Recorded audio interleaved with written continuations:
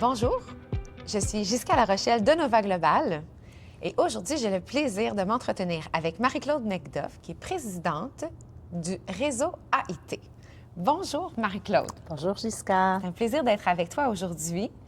On va pouvoir discuter de qu'est-ce qu'est le réseau AIT, votre impact sur le personnel des institutions scolaires, des étudiants, de la relation employé-stagiaire, employeur-stagiaire, puis aller dans le détail de tout ça avec toi aujourd'hui.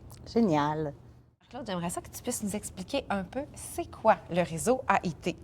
Mais oui, en fait, le réseau AIT, c'est le regroupement des professionnels qui travaillent dans les services des stages ou dans toutes les composantes en lien avec les stages. Donc, on a des professionnels, on a des techniciens, on a des agents de bureau, on a des directions, soit des services des stages, parce que dans certains établissements, c'est structuré, ou soit ça peut être dans différents programmes ou autres. On a des professeurs aussi qui peuvent être membres chez nous, mais vraiment tout ce qui est en lien avec les stages. Ça fait 35 ans cette année qu'on existe. Donc, c'est un regroupement qui est quand même vivant, qui bouge beaucoup. Et l'objectif, c'est vraiment aider nos membres à aider nos étudiants puis nos employeurs pour en fait créer le monde de demain. Parce que les stages, c'est quand même une composante importante des études dans tous nos programmes, soit techniques, soit universitaires. Mais on n'en parle pas, c'est pas notre créneau, mais aussi professionnel. Comme tel. Il y a aussi une association un peu comme nous, mais au niveau professionnel. Donc, on essaie vraiment, au niveau des DEP, pardon, on essaie vraiment d'aider les gens à aider nos étudiants et nos employeurs. J'aimerais savoir aussi qu'est-ce qui vous a donné envie de développer un partenariat avec Nova Global dans le cadre du réseau AIT. J'ai trouvé que c'est une bonne idée d'emmener cet enrichissement-là à tous les jeunes du Québec. Parce que se connaître, pour moi, c'est grandir. Si on ne se connaît pas, si on ne fait pas d'introspection, si on n'apprend pas à faire de l'introspection, à se poser des questions sur soi-même, je pense sincèrement que notre vie professionnelle va être difficile. Tu sais, des fois, je me fais dire personnellement, Marie, tu te remets toujours en question. Mais oui, pour moi, c'est important de me remettre en question pour voir, OK, je suis encore dans la bonne chose. Mais ça, je l'ai appris à travers les années. Fait que pour moi, c'est un petit coup de pouce pour donner aux étudiants. Puis je trouve ça intéressant que les maisons d'enseignement puissent le faire, puissent aider nos étudiants à se connaître. C'est pas une compétence qu'ils ont développée à la maison. C'est pas une compétence qu'ils développent nécessairement à 18 ans, mais c'est une compétence d'introspection, te connaître, que tu as besoin d'avoir. C'est pour ça que je suis allée avec Nova Global. Bien, pour le réseau AIT, je trouvais que c'est un beau partenariat qui a vraiment un plus pour nos écoles, nos étudiants. Puis pour, en fait, la relève de demain, c'est eux qui, comme je dis tout le temps, qui vont gérer nos résidences de personnes âgées. Il faut qu'ils se connaissent, puis il faut qu'ils apprennent à me connaître. Puis il faut qu'ils apprennent à gérer avec moi aussi. C'est vraiment incroyable. J'aurais pas pu mieux le dire. Parce que quand tu es venu vers nous aussi avec cette idée de partenariat-là, on s'est dit chez Nova, mais de pouvoir déjà amener cette conscience, la connaissance de soi aux étudiants, on est en train de changer un tissu sociétal. Ça va avoir un impact. T'sais. Oui, on est en constant changement, puis c'est important de tout le temps venir revisiter qui nous sommes, mais d'avoir cette conscience-là que tout part de soi. Puis que ce soit dans ton parcours scolaire, dans la collaboration d'équipe, que ce soit avec ton employeur, avec toi-même, comment tu t'auto-responsabilises, comment est-ce que tu te gères. Ouais. Alors, oui, ce partenariat-là, il est absolument stratégique pour avoir un meilleur monde dans ma grande idéologie. Oui. C'est ça. On te met vraiment à la même place. Oui, c'est ça. Mais tu sais, c'est vraiment important. Tu sais, là, bon, personnellement, je prépare ma prochaine étape qui va être ma retraite. Mais tous ces outils-là m'aident à décider qu'est-ce que je ne veux pas arrêter de travailler. J'aime travailler, mais vers où que je vais aller? Fait que c'est en prenant, en me connaissant que je vais être capable de dire, bien, je veux faire ça, j'ai envie de faire ça, parce que la retraite, c'est une autre carrière pour moi. C'est pas l'arrêt de tout, mais tout ce processus-là commence depuis que j'ai appris à me connaître, puis que je suis capable de faire l'introspection, puis je suis capable de nommer des choses. Fait que tout ça, pour moi, c'est la base de se développer comme être humain. Excellent. Wow. Puis, au niveau des étudiants, quels sont les plus grands défis des étudiants qui vont en stage? Bien, c'est sûr que ça a changé. Ça fait quoi, une vingtaine d'années que je suis en lien avec les stages. Avant, le marché de l'emploi était facile, le marché de l'emploi était ouvert. Là, on est plus contraint, on est plus fermé. On a des étudiants aussi qui ont passé à travers une pandémie qui a été quand même très difficile pour eux et qu'on a encore des petits relents. Donc, le plus grand défi, je crois sincèrement, c'est qui suis-je, qu'est-ce que je veux, où est-ce que je m'en vais, un peu perdu à travers l'évolution du monde aussi, ça va vite. Et on a un étudiant qui, dans sa vie, dans sa tête, il avait 17-18 ans, je vais m'en aller être programmeur informatique, mais c'est un métier qui est comme moins là. Fait qu'il faut qu'il sache comment il peut se réorienter, c'est quoi ses intérêts, vers où il va aller avec tout ça. Donc, il y a vraiment une composante, bien, comme nous autres, quand on pense quand on avait 14-15 ans, on ne savait pas tout ce qu'on voulait faire dans la vie. Je te dirais que, rendu à 18 ans, on n'avait comme pas le choix quand on était plus jeune, parce qu'à un moment donné, il fallait choisir, il fallait être indépendant, il fallait partir de chez papa, maman. Ouais. Les jeunes sont un peu plus tard là-dedans aujourd'hui, mais on sent vraiment qu'ils se connaissent pas, ils se posent pas de questions, l'introspection est moins présente. Je pense que c'est un défi pour pouvoir savoir qu'est-ce qu'on veut faire quand on va être grand. Je comprends. Puis ça, c'est au niveau de l'étudiant. L'employeur, lui, avec tout ce changement-là, suite à la pandémie, suite au flou dans la vie de l'étudiant, lui, l'employeur, il s'attend à quoi? Est-ce qu'il a évolué en même temps que l'étudiant? Est-ce qu'il sait où est-ce que l'étudiant est? Ou c'est quoi ses besoins face à cet étudiant-là, lui? C'est certain que la génération est différente. On va parler, par exemple, des étudiants en troubles d'apprentissage ou des étudiants diagnostiqués de toutes sortes ou des étudiants non diagnostiqués, mais avec des défis. On a des employeurs qui ont de la difficulté à comprendre un peu nos jeunes, on ne se le cachera pas. C'est qui nos jeunes, comment on les gère, comment on les accueille, comment on les forme. À travers tout ça, bien, c'est un jeune qui ne se connaît pas, qui n'est pas capable de nommer son besoin, bien, on arrive vraiment dans des situations où nos membres doivent faire un peu plus de la médiation, aller chercher l'étudiant, mais qu'est-ce que tu cherches, comment tu communiques, qu'est-ce que tu veux, puis comment tu vas dire ça à ton employeur. Puis l'employeur, dépendamment de la génération, puis là, je généralise, là, mais dépendamment de l'employeur, mais tu as des employeurs qui sont très directifs, tu as des employeurs qui sont pas dans la nuance. Si tu gères ta petite PME, il faut que ça roule, tu n'as pas le temps, tu as des droits de douane qui arrivent, il faut que ça sorte. Bref, on a vraiment des défis générationnels de compréhension du marché du travail, mais à travers tout ça, on a un défi intergénérationnel où que les deux parties, bien, si les deux ne se connaissent pas, on n'arrive pas nulle part.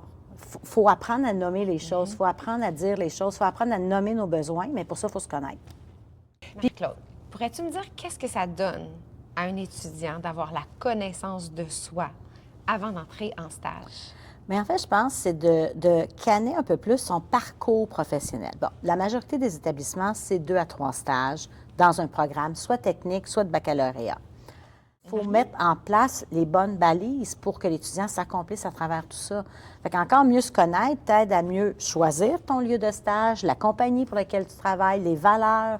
Tu vas faire une entrevue, tu peux un peu plus déduire un petit peu le style de leadership de la personne. Est-ce que ça me rejoint ou pas?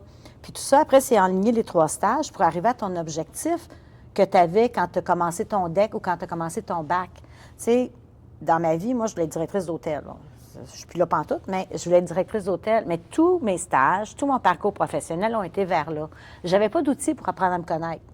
Mais j'avais une vision. Puis, pendant que j'ai eu les outils, mon parcours a peut-être été un peu plus différent ou j'aurais peut-être arrivé plus vite. Oui. Mais, tu sais, je pense que ce qui est là, la plus-value pour l'étudiant.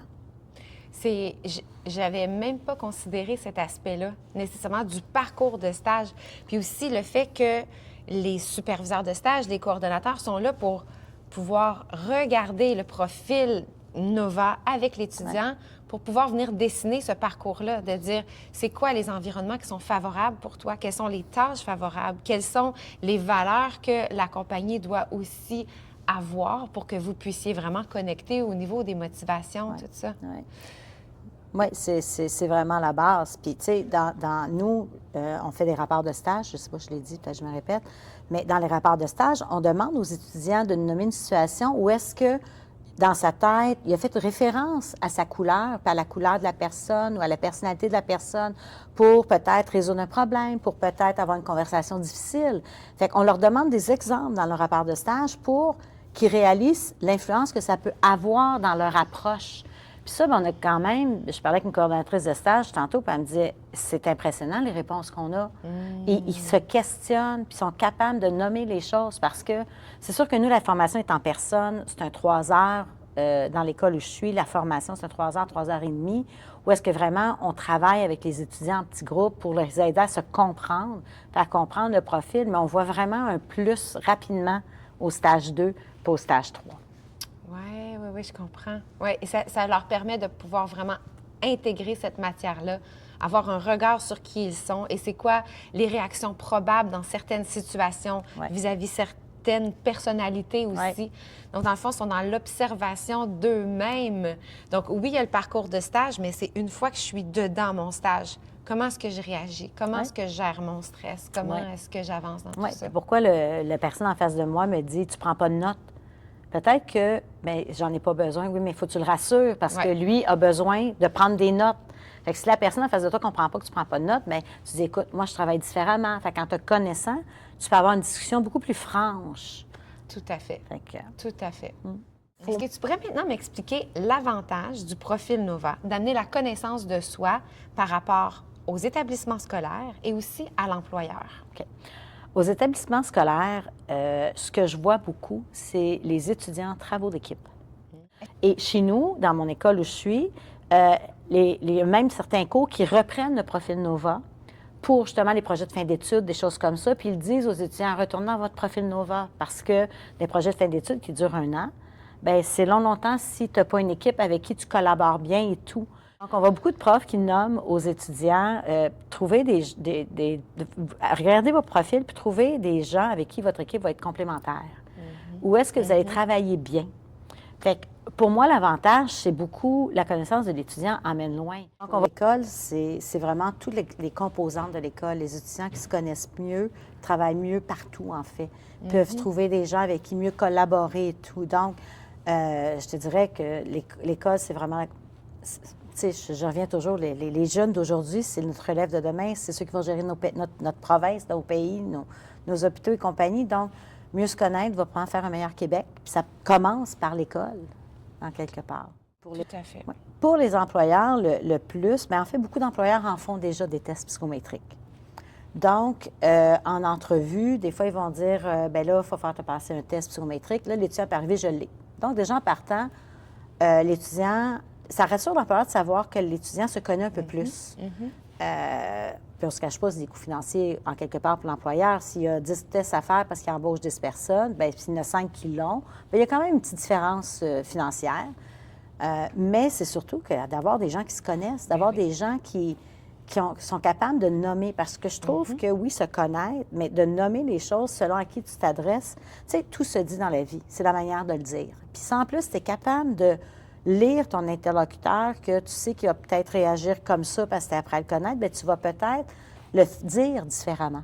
Je pense que dans le milieu où est-ce qu'on a besoin de milieux sains dans tout son... où est-ce qu'on veut des milieux exempts d'incivilité, exempts d'intimidation et autres, mais des fois, si les gens parlent moindrement pas bien, bien, ça peut rapidement dégénérer en incivilité et compagnie. Mais si on peut se connaître, puis on essaie de connaître l'autre, mais des fois, on peut être beaucoup plus... notre conversation peut aller beaucoup mieux et beaucoup plus dans le civil. Oui. Je pense que c'est le plus pour les compagnies, c'est que les étudiants se connaissent plus. Oui.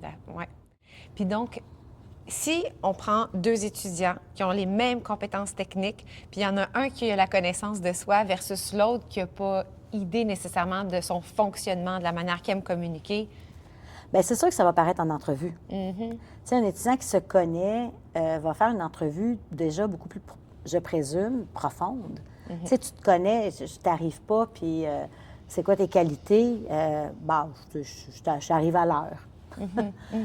Tandis que quelqu'un qui se connaît un peu plus, c'est quoi ta qualité? Bien, je suis quelqu'un qui est minutieux, je suis quelqu'un... Je pense que ça donne aussi du vocabulaire aux étudiants pour mieux se présenter en entrevue. Puis on ne se cachera pas. Tu sais, dans les stages, les compétences des étudiants sont pas mal tous au même niveau. Qu'est-ce qui ressort? C'est la personnalité de l'étudiant, c'est l'entrevue. Donc, une entrevue qui a plus de profondeur, a plus de chances de réussir qu'une entrevue qui est très superficielle. Tout à fait.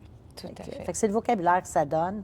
Je pense sincèrement que Tu sais, je pense pas que l'étudiant va nommer « j'ai le profil Nova » ou quoi que ce soit, mais dans son vocabulaire qu'il va utiliser lors de l'entrevue, on va voir qu'il y a une coche au-dessus. Tout à fait, oui. C'est clairement un avantage à ce niveau-là. Maintenant, pour conclure, si tu avais un message à lancer aux employeurs par rapport à la connaissance de soi, si tu avais un message à lancer aussi aux institutions scolaires par rapport à la connaissance de soi, qu'est-ce que tu aurais à me partager? Bien, aux employeurs, je te dirais, la première chose, c'est faites-en à vos employés. Parce que c'est la même chose. On a des gestionnaires qui ne se connaissent pas. On ne se voit pas fonctionner comme gestionnaire. On est dans le mode action, on est dans le mode urgence, on est dans le mode faut livrer. On ne se voit pas aller. On ne sait pas est-ce qu'on frustre des gens, est-ce que des gens nous perçoivent comme étant une personne plus négative ou quoi que ce soit. Fait que je pense sincèrement de prendre ce temps de réflexion-là avec leur employé, que leur employé se connaisse, apprenne à se connaître, bien, ça peut aider. Fait que pour l'employeur, faites cette pause-là avec vos employés. Ça vaut la peine. Ça va vous donner un plus, vraiment, pour tout ce qui est les échanges en direction. Puis un gestionnaire qui se connaît, bien, c'est un gestionnaire de la perception, moi, qui est beaucoup plus dans l'accueil. Tout à fait. Oui. Puis pour les maisons d'enseignement, bien écoutez, je sais que c'est un investissement, je sais qu'on se dit, ouf, tu sais, c'est des sous, les étudiants, pas beaucoup de sous, les maisons d'enseignement, pas beaucoup de sous. Mais je pense que ça vaut peut-être la peine de regarder nos budgets, nos livres, qu'est-ce qu'on demande aux étudiants dans les cours, pour aller chercher ce petit plus-là, pour le donner. Parce que si vos étudiants se connaissent, encore une fois, vous allez peut-être avoir moins de gestion de classe à faire. Vous allez avoir peut-être moins d'encadrement, de remise. OK, là, on arrête de parler. Là. Tu sais, je pense que ça peut valoir la peine, cet investissement-là, qui est un investissement qui est sur le long terme, oui, mais c'est un investissement pour nos étudiants, puis pour, je pense sincèrement, la société de demain. Merci, Marie-Claude. Ça m'a fait plaisir, Jessica. Oui, merci d'être avec nous. Merci de vouloir bien propulser la connaissance de soi, mais aussi à tous les étudiants. Merci de propulser le profil Nova, mais ce qu'on veut vraiment à travers ça, c'est pouvoir amener la connaissance, beaucoup plus de vision, d'introspection pour pouvoir ensuite avoir des meilleurs gestionnaires puis des meilleures maisons de pension pour nous pour plus tard. Bien oui, on va y arriver là. Oui. Merci Jessica de m'avoir invitée à cette entrevue-là. Merci à toi. Merci.